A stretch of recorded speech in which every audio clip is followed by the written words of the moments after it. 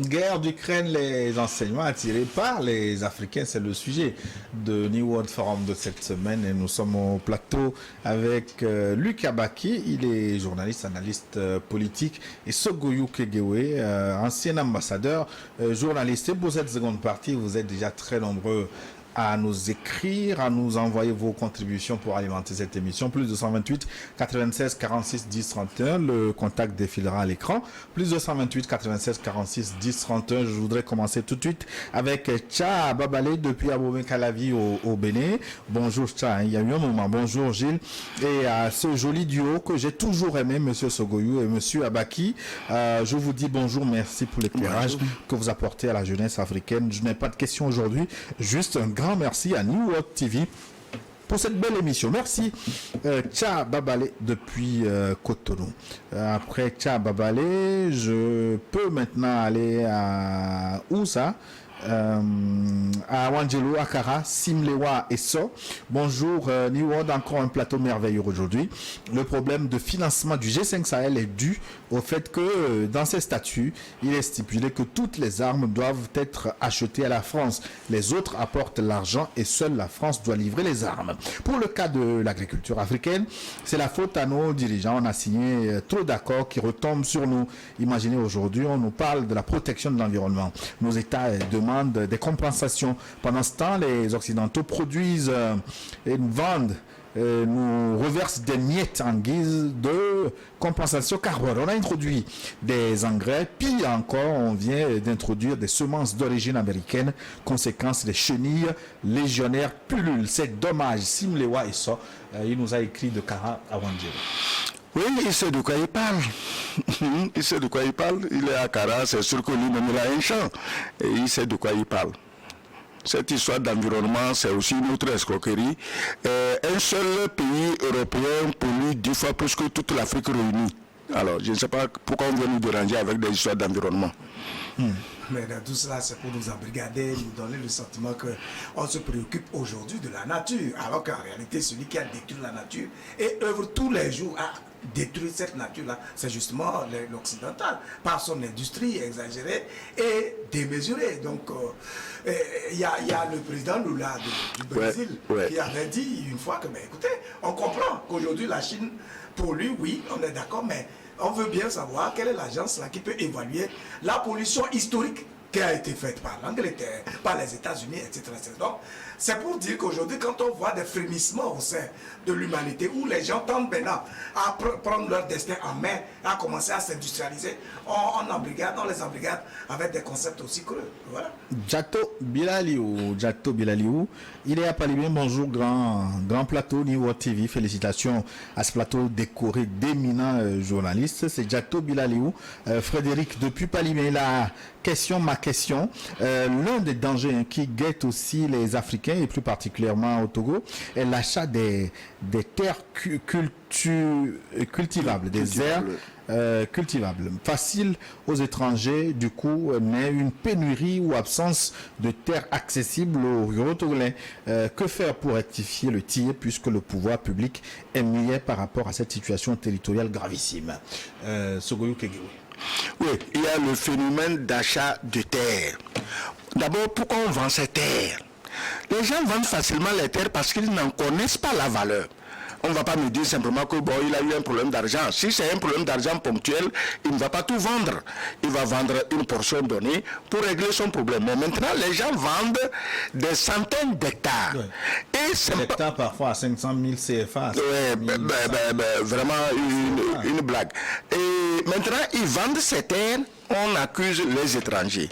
Mais aucun étranger n'a acheté de terrain en centaines d'hectares au Togo sans passer par un Togolais. Ça, c'est un. Au moins, certains étrangers, quand ils achètent, ils commencent à exploiter. Mais les Togolais même ont immobilisé des centaines d'hectares de terre. On a chassé les pauvres paysans qui y vivaient depuis 2 ou 3 générations. Un paysan m'a raconté qu'il était assis dans sa cabane. Quelqu'un surgit avec une voiture 4x4 et lui dit désormais la terre là m'appartient. Bon, je te donne un an pour déguerpir. Et ça se passe comme ça.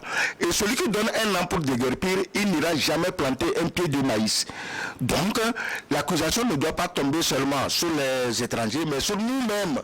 Ce que nous faisons, achetons les terrains si nous en avons les moyens, mais au moins, permettons que ces terrains soient exploités par ceux qui n'ont pas les moyens de les acheter. Sinon, on ne peut pas immobiliser des centaines d'hectares sur lesquels on ne plante rien, on ne lève rien, et puis on est là. Non. Non, mais le principe même de la vente de terre, c'est un scandale. J'avais passé une fois une histoire ici où, au temps colonial, il y avait des administrateurs de la colonisation qui voulaient construire des bâtiments pour l'administration en RD Congo. Ils vont pour voir le chef, dire ben, nous souhaitons acheter des terres pour construire des logis pour les administrateurs. Il dit, vous parlez de quelles terres? Comme les terres là, qui vous entourent, il dit, mais nous, on n'a pas de terre. Les terres qui sont là ne nous appartiennent pas. Nous ne sommes que des héritiers. Et nous n'avons pas d'autre choix que de la protéger pour les générations qui viendront. Aujourd'hui, nous vivons comme si... Lorsque nous revendiquons la propriété d'une terre, au point de la vendre à des étrangers ou à une tierce personne, notre progéniture elle va utiliser quoi pour assurer son existence? En principe, avoir des terres heurte même le bon sens. Parce que nous ne sommes que des héritiers et notre vocation est justement de les exploiter pour pouvoir assouvir nos besoins. Plutôt que de chercher à les vendre, mais c'est une prétention et c'est un scandale qu'on assiste aujourd'hui à des ventes systématiques. Vous voyez, les Chinois, les Indiens, tout ce monde-là se déverse dans nos pays et puis ils achètent, vous allez en RD Congo, au Congo Brazzaville, c'est des domaines entiers que les Chinois viennent prendre et ils font quoi? Ils produisent des produits qui servent à leur économie. Exactement. Pendant ce temps, nous sommes là dans l'attentisme, assommés par la famine, et nous ne comprenons pas qu'en réalité, nous sommes en train de brader de façon littérale notre patrimoine du sol et même du sous-sol. C'est quand même incroyable qu'après tant d'années, nous ne prenions pas... Cela a été fait dans d'autres pays il y a longtemps, mais comment c'est-il qu'on n'a pas tiré les enseignements? Le cas du Zimbabwe avec les Anglais voilà, c'est une belle leçon, mais comment c'est on refuse systématiquement de réfléchir en réalité. On refuse de titiller nos réflexes pour être des gens actifs, capables d'agir réellement. Oui, mais est-ce que ces faits sont documentés et enseignés comme il faut? Mais c'est un scandale aussi. Aujourd'hui, avec tous les médias, toutes ces informations... Oui, mais les médias, c'est pas la même chose que si... Les gens n'en font pas un problème. Ils ne peuvent rentrer dans l'histoire que par leurs œuvres, les décisions audacieuses qu'ils prennent. Je prends l'exemple de quelqu'un comme Thomas Sankara. Ce monsieur, il a fait jusqu'à 4 ans. Mais aujourd'hui, quand on parle du leadership au Burkina Faso, quand bien même quelqu'un comme Kampaoré a fait plus de 27 ans, on parle plus de Sankara. Pourquoi? Parce qu'il a utilisé ses réflexes pour porter un idéal de vie, pour créer une vision et impacter les esprits de telle manière que les gens ont compris que par lui, ils auraient pu sortir. C'est pas qu'il a perdu sa vie, mais il devient un héros national. Voilà ce dont nous avons besoin dans nos milieux pour pouvoir commencer à évoluer, parce que c'est vrai que ceux qui ont intérêt à ce qu'on ne se construise pas multiplient des astuces d'avoir de l'audace. Du coup, on a un doute en nous-mêmes, on a une peur, une phobie constante qui nous empêche d'entreprendre par nous-mêmes. Or, quand vous n'avez pas la confiance en soi, quand vous n'avez pas cette capacité de croire, vous ne pouvez rien de grand. Et malheureusement, nous sommes justement dans ce civisme littéral. Car on peut tuer un homme, mais pas des idées. Thomas Sankara. Bonjour plateau. Je suis fier de nos champions. Dieu les garde. Moi, je pense que le problème des pays africains, ce n'est forcément pas nos dirigeants, mais celui du néocolonialisme. Les impérialistes font tout pour financer l'organisation de la vie politique de nos pays et nous imposent des feuilles de route économiques et politiques que nos dirigeants doivent suivre à la lettre. Et si un dirigeant décide d'en sortir, il est assassiné tout simplement. Nous devons nous battre pour d'abord soutenir nos dirigeants et faire pression pour des politiques endogènes. Merci. Qui nous a écrit, je peux encore retrouver son nom, c'est Amadou Adamou depuis Adetikope. Sogoyou Kegewe. Oui, c'est un peu d'eau dans votre mot. Oui, il dit exactement ce que j'ai toujours dit. Parce qu'il y a des décisions que le gouvernement ne peut pas prendre au risque de perdre leur vie, mais les peuples peuvent agir. et les gouvernants sauront que si je prends cette décision, le peuple sera derrière moi. De Kara, Kofi nous a écrit: salut. Je rappelle qu'en Ukraine, ce sont les Occidentaux qui apportent le soutien financier à un de leurs pays en difficulté pour le Sahel. Quel est l'apport des pays africains à leurs voisins en difficulté, Kofi, depuis 40 ans? Voilà une très belle question. Ouais. Justement, ça évoque cette question de solidarité, cette question de mutualisation des énergies, des capacités, etc. etc. Mais l'une des images les plus patentes que nous avons dans notre univers, c'est la diversité. Lorsque vous êtes, vous regardez très bien l'univers, c'est la diversité. En même temps, il est harmonieux. Pourquoi? Parce que la nature se complète. Les éléments de la nature se complètent de façon harmonieuse pour garantir la vie. Mais lorsque un voisin ici a des problèmes, mais c'est nous qui nous liguons contre lui. C'est nous qu'on utilise pour justement le bâillonner, le déstabiliser, le démanteler. Et on a vécu ces exemples-là à plusieurs reprises et ils sont encore patents. Or, au même moment, tout ce que nous initions est téléguidé de l'extérieur.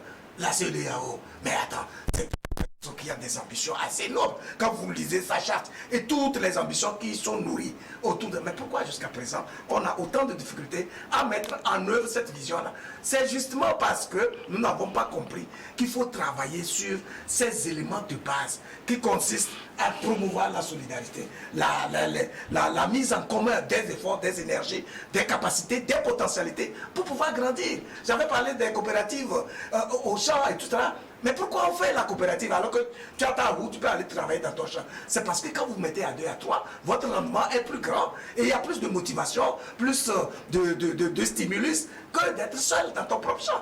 Donc si nos pays qui sont aussi divisés, que le blanc a pris du plaisir à fragmenter à tout point de vue, ne comprennent pas qu'aujourd'hui, il faut dépasser ces frontières-là et commencer à entrevoir quelque chose de grand. Et ensemble, bien sûr que le chemin restera comme tel. Au fait, le vrai problème c'est quoi? Moi qui n'aime pas Macron, mais la dernière fois Macron a dit quelque chose de génial. Mais Américains, on est des amis, on est ceci, mais on n'est pas des vassaux. Ouais. Qu'est-ce que les Africains attendent de faire la déclaration de Macron et de dire au même Macron que nous t'aimons bien, la France c'est bien, mais nous ne voulons plus être les vassaux de la France. C'est parce que nous sommes restés les vassaux de la France que quand un pays africain a des problèmes, la France vous donne des ordres, vous lui tombez dessus à bras raccourcis avec des sanctions insensées et pendant ce temps, ces sanctions, elles vous pénalisent. Quand vous verrouillez un pays comme le Mali, tous ceux qui sont autour en souffrent. Mais vous n'allez pas devenir des sadomasochistes comme les Européens aujourd'hui qui, sous prétexte d'isoler la Russie, se sont isolés jusqu'à ce qu'aujourd'hui, ils sont en train de perdre la monnaie dollar, la puissance de la monnaie dollar, qui était une arme de destruction massive contre les petits pays. Mais parlons justement de ce dollar-là. Vous voyez, aujourd'hui, la guerre d'Ukraine a permis à beaucoup de pays de l'Asie, de l'Amérique latine, de comprendre qu'il faut contourner ce dollar. Il y a beaucoup d'initiatives qui sont prises. Le commerce international n'est plus régi par cette devise de réserve, etc. Mais nous, en Afrique, au sein de la CEDEAO, notre projet d'éco, où est-ce que nous en sommes? Et pourtant, nous avions entrepris là depuis des années 80. Oui. Et à un moment donné, mais la France, voyant que si on laisse aller dans ce sens-là, nous risquons de perdre nos privilèges. Est venu galvauder le plan avec... c'est pas la France, c'est Ouattara. C'est Ouattara, c'est pas la France, c'est Ouattara. Un élément avec un bon... C'est Ouattara qui reconnaît sa vassalité. Exactement. Comment il se fait que dans une situation comme ça, qui devait être une belle opportunité pour nos pays d'initier justement des actions, disons, audacieuses, pour pouvoir commencer à sortir donc de ce étau de la vassalité, de la dépendance, personne n'en parle. On est là à subir tout simplement. Et demain, on va encore se plaindre que, on manque du blé parce qu'il y a la guerre en Russie. On va aller négocier auprès de Poutine qu'il n'a qu'à ouvrir la mer Noire pour que les bateaux nous arrivent ici. Je vois déjà un prochain thème d'émission, la dédollarisation, causes et conséquences. Le roi Ça vaut la peine. King Dojo, préparez-vous. Ah oui, il comprend bien. Salut grand frère Sogoyou, salut monsieur Abaki, c'est Maglibé Makam, depuis les pieds du mont Barba Bassar, après les mamelles du Togo. Nos invités ont pratiquement tout dit. Je vais insister sur la décision politique pour définitivement résoudre ces paradoxes et même surtout des mentalités telles qu'analysées par son excellence l'ambassadeur plus haut. Exemple, à l'examen, nos élèves composent en français une matière obligatoire et en agriculture, matière facultative.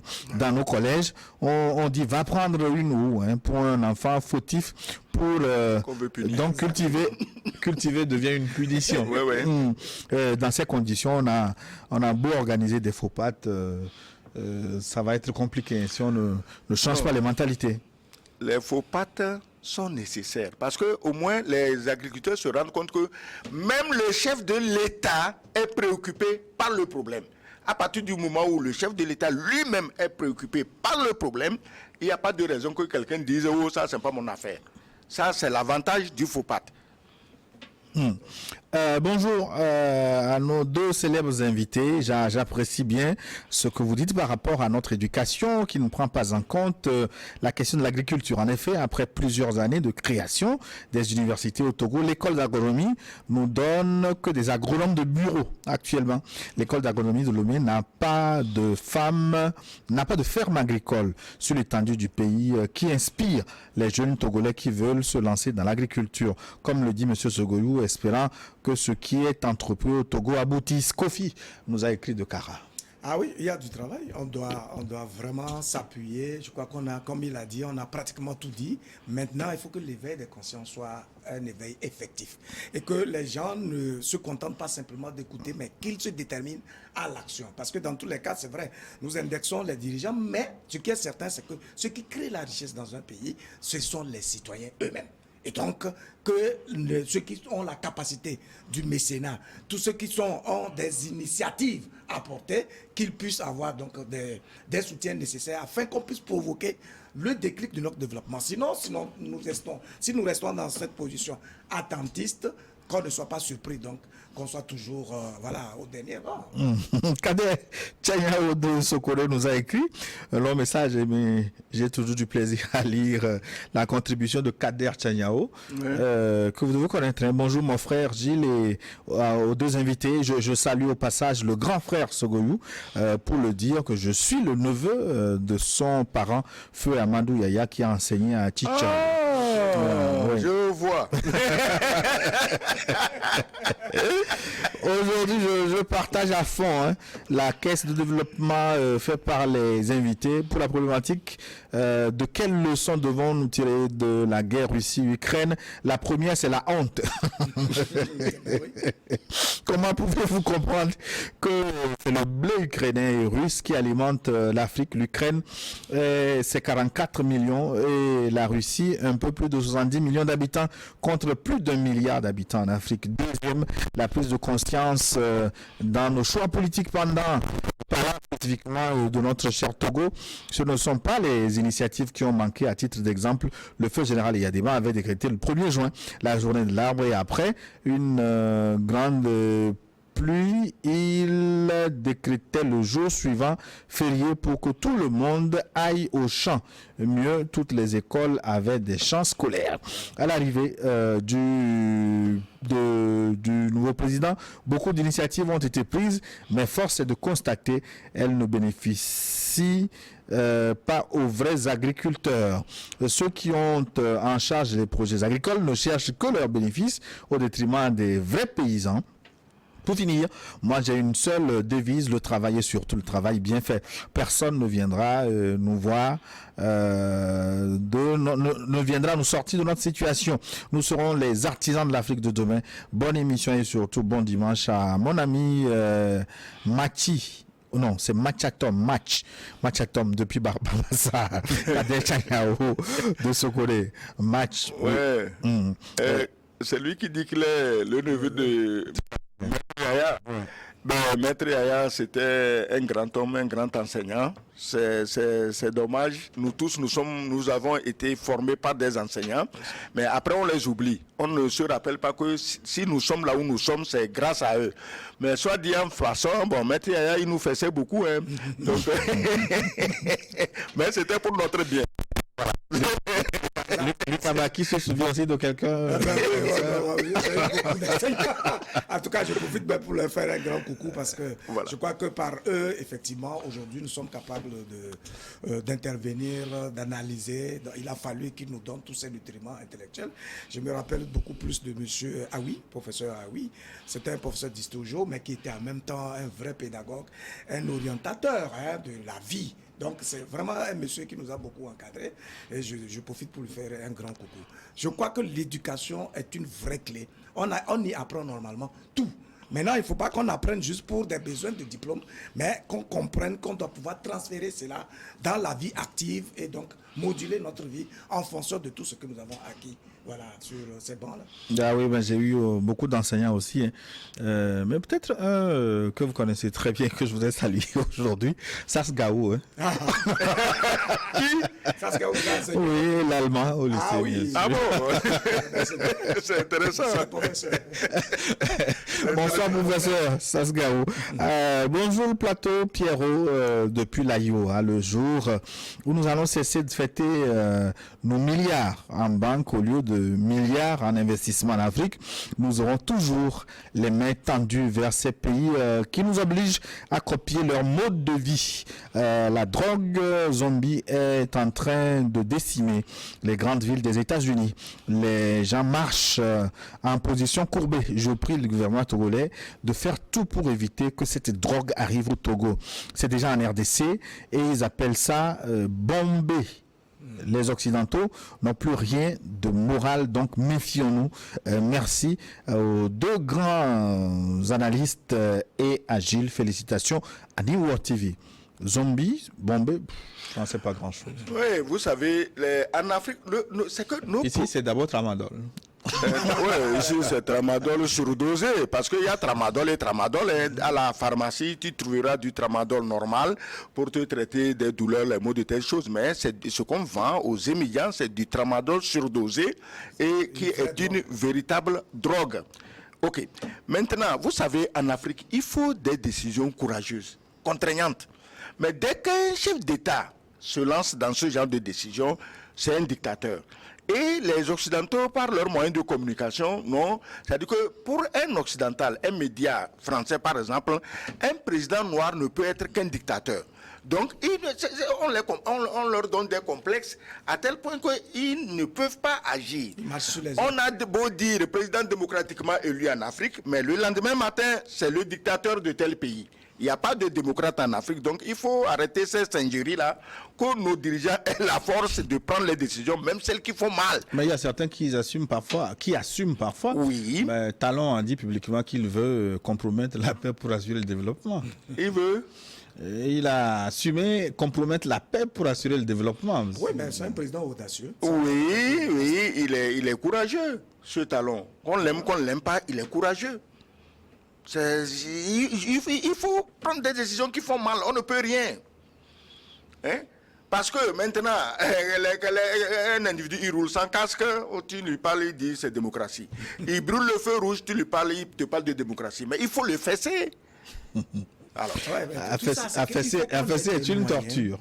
Il faut qu'on ait des créneaux par lesquels on passe les bonnes informations, qu'on mobilise les consciences autour des valeurs qui sont les nôtres. Vous voyez, quand on reste aussi vulnérable, c'est-à-dire qu'on ne prend pas d'initiative forte, on est vulnérable à tout ce qui vient de l'extérieur. Prenez TikTok par exemple.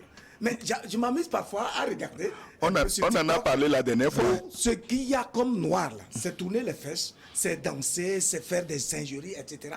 Alors qu'au même moment sur le même réseau, vous allez voir des Chinois qui montent des astuces pour créer une machine, etc., etc. Donc c'est pour dire qu'aujourd'hui, malheureusement, notre société est autant déstructurée que la jeunesse est devenue le support de la société de spectacle. Donc, on n'a pas de contenu. Alors, si tu n'as pas de contenu, comment tu peux télécharger ta personnalité sur un front qui soit porteur. C'est ça le vrai problème. Donc vraiment, il y a un problème de mobilisation des consciences autour des valeurs. D'où la nécessité, dans la gouvernance, de travailler sur des slogans porteurs. Des idées comme, par exemple, quand vous avez parlé de la journée de l'arbre, on a parlé de la révolution verte, par exemple. C'est un concept qui, lorsqu'il est ancré dans l'esprit des citoyens, les mobilise à comprendre qu'à chaque 1er juin, il faut planter un arbre, etc. Parce qu'il y a un intérêt extraterrestre. Donc, il faut résumer la vie, comprendre les mécanismes et les problèmes sociaux, les réduire autour des slogans qu'on essaie de promouvoir à travers les canaux dont nous disposons. C'est ça qui crée la conscience nationale autour de la vision du dirigeant et qui mobilise précisément les citoyens. Et ces faux pattes aussi ne sont pas des mauvaises initiatives, hein, parce que le chef de l'État descend dans l'arène agricole. C'est intéressant. Ben, pas si ce n'est pas théâtralisé, mais ça peut être... En 2009, on avait la journée nationale du paysan togolais. Je suis de ceux-là qui avaient couvert ce truc-là, la première édition à Kara, mais c'était une mobilisation générale. On sent qu'il y avait un besoin réel de travailler avec les paysans, de les mobiliser, de leur montrer toute leur importance dans l'écosystème national. Mais après des années, on a comme l'impression que cette initiative était devenue une simple formalité. Voyez-vous, il y avait aussi le président de la République qui allait, il est allé à Kara, il est allé à Dapon, il est allé à Palibé, etc. Mais par après, bon, c'est vrai, on a même institutionnalisé la journée. Aujourd'hui, les forats qu'on organise, bien, c'est de très bonnes initiatives, mais au-delà des discours, au-delà de toutes ces initiatives, il faut des actions concrètes. Et on n'est pas obligé, des résultats surtout. Ceux qui sont vraiment de vrais acteurs, il faut les soutenir sans mesure. De manière qui constitue des modèles inspirants pour les autres. Tout simplement, je ne crois pas qu'il soit aussi difficile de développer un pays si on vit en confiance et on repère les compétences qu'on accompagne dans leur domaine spécifique. Si ce n'est pas le cas, on reste dans la complaisance. Et puis bon, mais on prône seulement des discours. Malheureusement, il n'y aura aucun déclic. Vous, par exemple, l'ambassadeur, la parole. Moi, je crois que pour tout ce qu'on fait, il faut un suivi rigoureux. C'est tout. Le 1er juin, nous irons planter on a chance, cette année, il pleut beaucoup, on ne se plaindra pas. Mais est-ce qu'on se plaindra des inondations? Voilà. Est-ce qu'il n'est pas bon qu'on nous montre les arbres qui ont été plantés à la télévision l'année dernière? Voilà.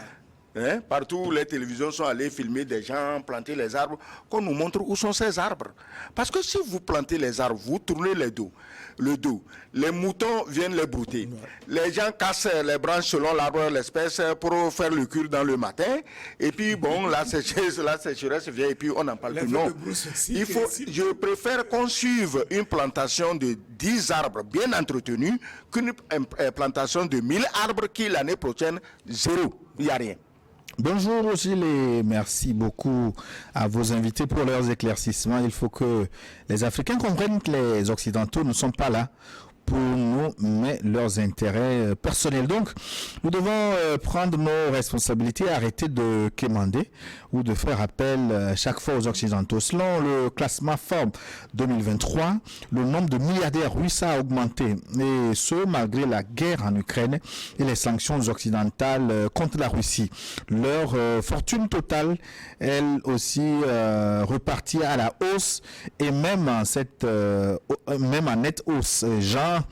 Les milliardaires russes voient leur fortune croître. Comment peut-on expliquer ce paradoxe, Gilles? Merci et bon dimanche à tous. C'est Louis Betchouevi depuis la capitale politique béninoise, Porto Novo. Oui, il faut qu'on dise aux gens, j'ai dit tantôt à l'introduction comment l'Ukraine est un pays riche.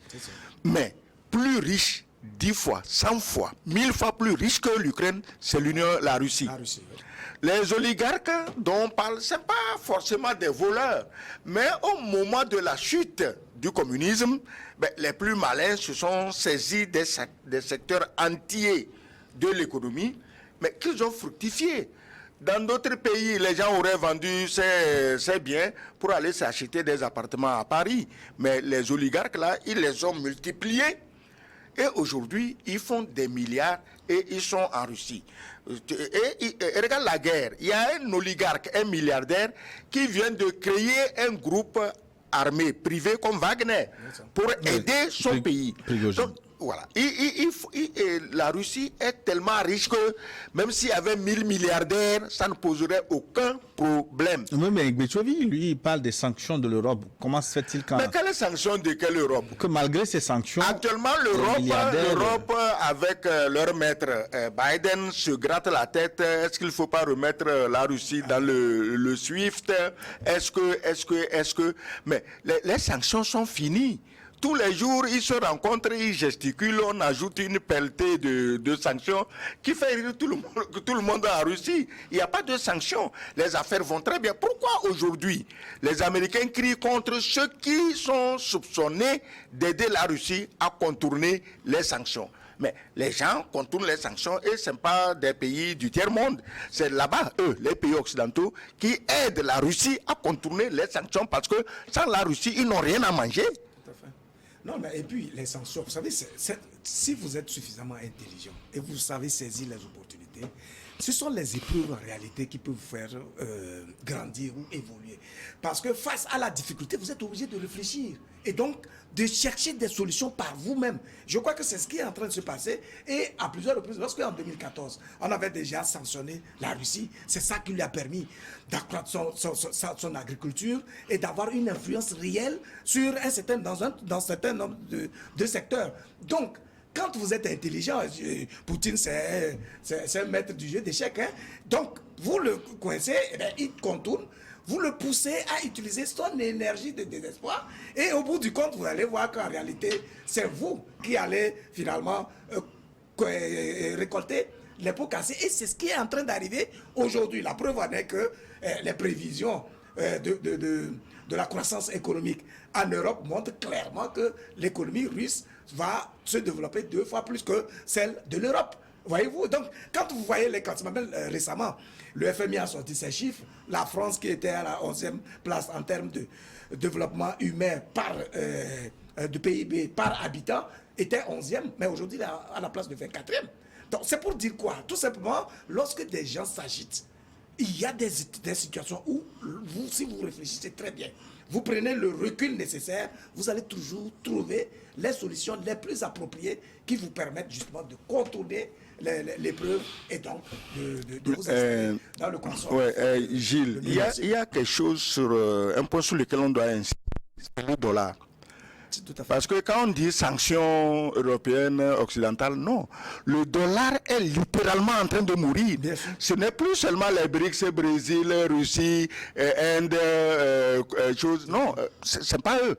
Tout le monde. Les Brésil, ils ne veulent plus entendre parler du dollar. Beaucoup de pays qui ne sont pas, même l'Arabie Saoudite, l'Argentine, ils ne veulent plus même entendre. Le Kenya. Alors, mais je ne sais pas si les gens imaginent ce que ça signifie, que avant, tout se faisait en dollars. Et brusquement, ces pays, qui sont les pays réellement émergents sur le plan industriel et agricole, disent on ne veut plus de dollars. Mais pourquoi, malgré la dédollarisation en marche, cette monnaie continue de prendre de la valeur? Il n'y a pas d'économie sur le plateau. Attends. Elle prend la valeur avec qui? Mais il y aura tellement de dollars inutiles qu'un jour, les Américains vont prendre ça pour chauffer, alimenter leur système de chauffage en hiver. Il y a des dollars, personne n'en veut. Mais est-ce que tu Mais pourquoi ça continue de prendre de la valeur? Non, quelle valeur? Si c'est par rapport au CFA. Oui, par rapport à l'euro, par rapport au CFA. L'euro, le CFA ne sont même pas des monnaies. C'est de mauvaises blagues. Quand on est allé arrimer le CFA à l'euro, c'est ça la source des malheurs du CFA. L'euro va où? Mais ça dit que ta monnaie vaut par ce que tu produis et ce que tu vends. C'est ça. La Chine n'a pas besoin de forcer pour que tout le monde dise « Ah non, désormais, si le dollar meurt, c'est le yuan qui va prendre la relève. » Elle n'a pas besoin. Donc, c'est beaucoup plus l'euro qui se dévalue que le dollar qui prend de la valeur. Non, mais écoutez, même en mars, le dollar, un dollar américain valait avant 100 roubles. Mais en fin mars, là, ça revenait à 61,5 roubles. Voyez-vous? Donc, c'est vrai que maintenant, c'est monté vers les 80. C'est pour dire qu'en tout état de cause, en face de la Russie, d'un pays comme la Russie, comme la Chine, le dollar n'est pas en train de prendre de l'envol, c'est faux ça. Et puis, dans tous les cas, un pays comme la Russie, qui est maître de sa monnaie, il peut la laisser filer, la dévaluer. Voilà.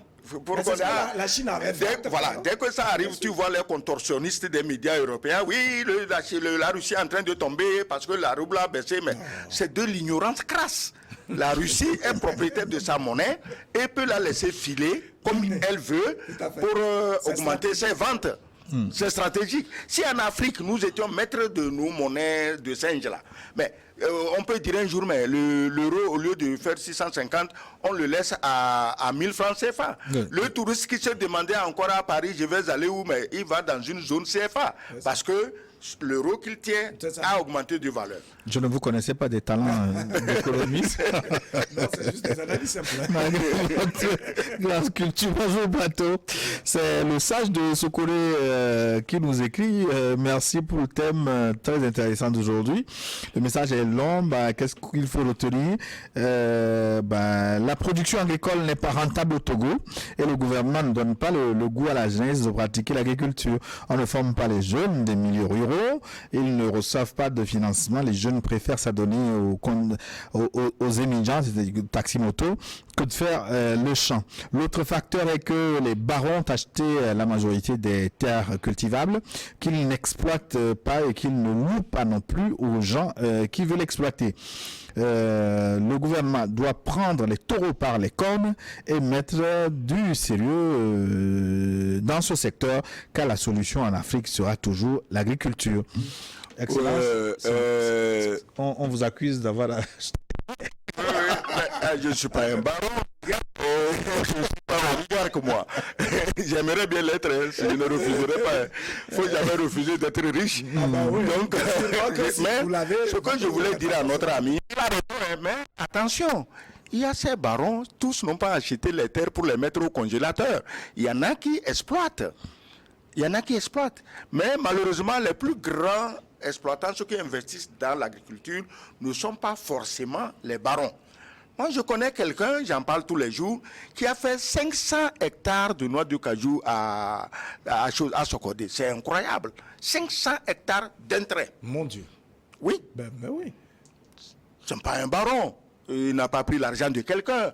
Mais il s'est battu. Sûrement, il a eu des partenariats et il l'a fait. Nous pouvons le faire. Certains peuvent le faire. Les barons peuvent le faire. Mais certains des barons le font déjà. Il y a des barons qui produisent beaucoup de choses, mais malheureusement ou heureusement, souvent, ils orientent ça vers l'exportation. Est-ce que tu vois? Ils signent des contrats à l'extérieur et ils vendent ces produits, ce qui est tout à fait normal. Ce qui est normal. Si tu produis, tu vends. Maintenant, la subvention de l'État aux jeunes, c'est une nécessité absolue. On ne peut pas la contourner. Elle viendra un jour. Bonjour, New World. Bonjour Luc, bonjour ambassadeur. La guerre en Ukraine m'a montré la capacité des Occidentaux à sacrifier les autres juste quand leurs intérêts sont en jeu. Si sur le plateau, je souhaiterais que ces genres d'émissions soient faites en langue nationale pour les esprits. Chapeau aux invités. C'est Oda Djedodi depuis Balou. Moi, je peux faire ça en cabien. Non, je crois que c'est une participation et c'est d'ailleurs ce que nous que chacun dans son domaine d'activité s'emploie pour être efficace et contribuer significativement à la construction de notre société. C'est tout ce qui peut être fait pour sortir donc nos pays de l'ornière. Si les gens restent dans l'attentisme et ils sont démobilisés, personne n'ose s'engager véritablement dans le domaine où ils travaillent. Voilà là où on manque des résultats. Donc nous, en tant que journalistes, communicateurs, si nous avons des nutriments, des connaissances, il vaut mieux les partager. Et donc cela participe précisément à éveiller les consciences et à les mobiliser autour des idéaux qui vont donc être dans l'intérêt de nous tous. Donc il faut vraiment que chacun travaille. Si tu es cultivateur, tu es paysan, il faut comprendre que ton travail ne profite pas qu'à toi seul. Parce qu'à travers ton œuvre, tu participes à nourrir des âmes ailleurs.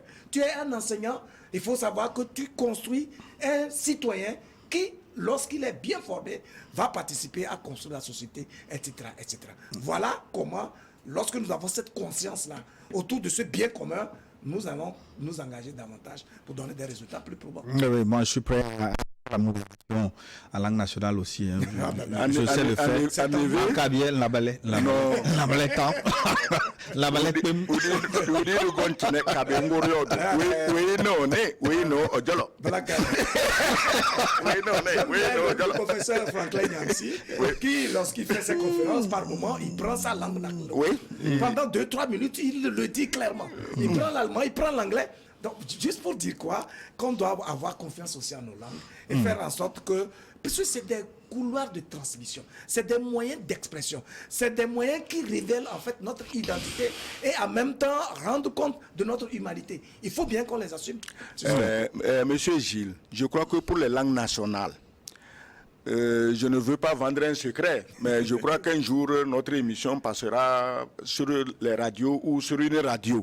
Ben, ça passe sur New World FM. Voilà. Donc maintenant, si New World FM est étendu sur toute l'étendue du territoire national, ça veut dire que dès que nous parlons, tout le monde nous suit en même temps, que tu sois au champ ou dans ta voiture, tu suis. Là, on peut mettre les langues nationales. On peut mettre les langues nationales. Mais pourquoi pas les chaînes en langue nationale, New World TV ça existe en Kabiel. Oui, mais c'est... Et en EV et dans d'autres langues.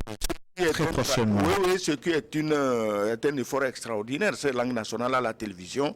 Mais attendez, c'est vraiment une bénédiction pour le Togo. La balai.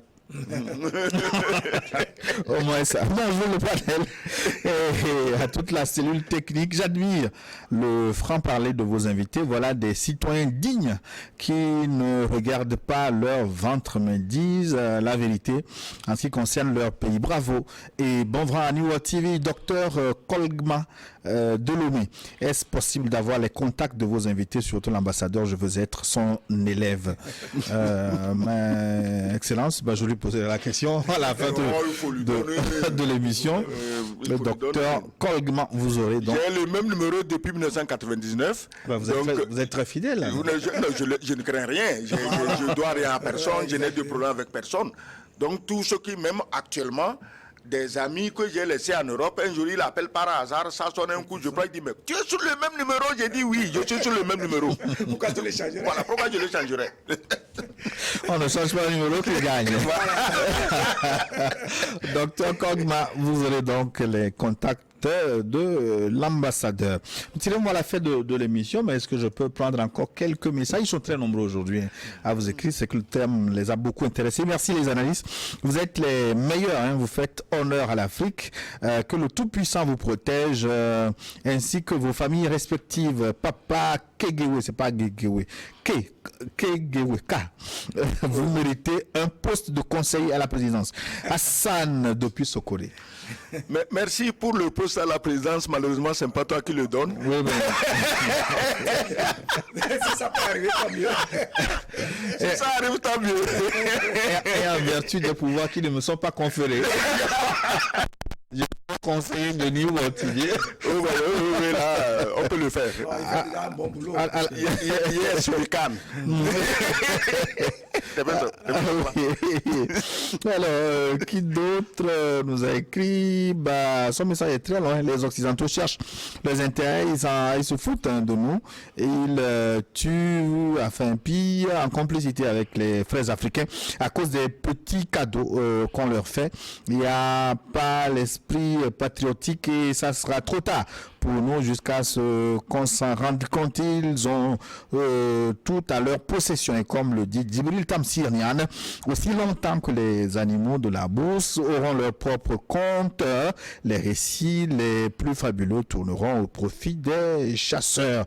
Qui nous a écrit, il nous a écrit de Mango, c'est Chandam qui nous a écrit de Mango. Par hasard, je prends celui-ci. Bonjour Gilles et à vos invités que je salue avec la pertinence du débat. Moi, je pense que le jour où l'Afrique pense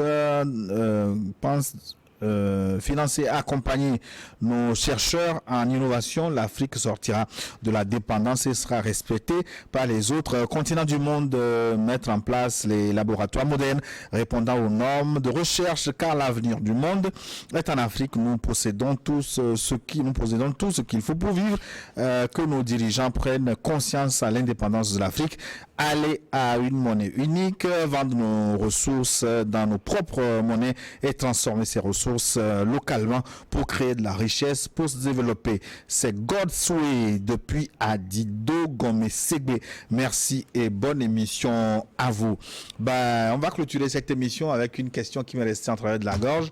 Est-ce que la guerre Russie-Ukraine, est-ce qu'elle peut ralentir en fin de compte la pénétration de la Russie en Afrique? Mais la guerre Russie-Ukraine est plutôt une des raisons pour laquelle la pénétration de la Russie en Afrique va s'accélérer. Parce que la guerre Ukraine-Russie nous montre à quel niveau les États occidentaux sont hypocrites, égoïstes. Ils passent tout leur temps à mentir. Et les Africains suivent. Ils ne font pas attention. Ils croient que les Africains ne suivent pas. Il suffit de dire, ah, c'est Poutine, que vous suivez. Non. Poutine n'a aucune radio, aucune télévision qui émet spécialement sur l'Afrique. Comment se fait-il que les gens, les Africains, les Togolais, les jeunes, sont de plus en plus poutinistes? Donc, c'est la guerre là qui nous montre les travers de l'Occident. Et c'est ça qui fait que les gens se disent, dans ce cas, la Russie, c'est mieux. Luc Kabaki, en 30 secondes, cette guerre va-t-elle accélérer la décolonisation complète de l'Afrique?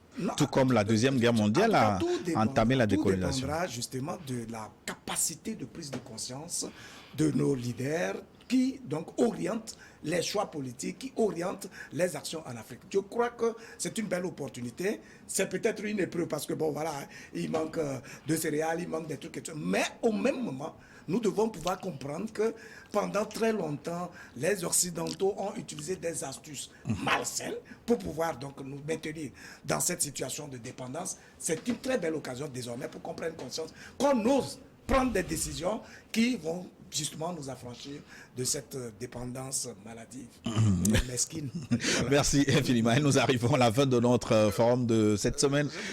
Kleso Pignan a assuré la réalisation technique. Et Luc Kabaki, merci à l'ambassadeur Sogolou Kegewe.